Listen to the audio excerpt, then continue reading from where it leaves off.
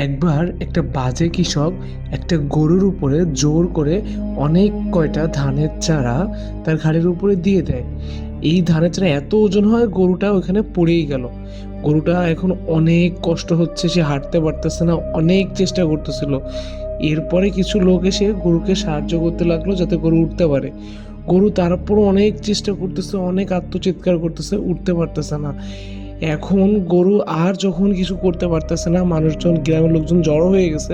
একজন লোক সাথে সাথে রেস্কিউ টিমকে ফোন দিল। এবার রেস্কিউ টিম এসে গরুটিকে সাহায্য করার জন্য যত দ্রুত সম্ভব গরুর উপর থেকে ওই চারাগুলো নামিয়ে ফেললো। এবার গরুকে হেলিকপ্টারের সাথে তারা একসাথে বেঁধে দিল। এবার গরুটিকে নিয়ে তারা সুন্দর একটা জায়গায় এসে ল্যান্ড করালো এবং গরুটিকে তারা ছেড়ে দিল।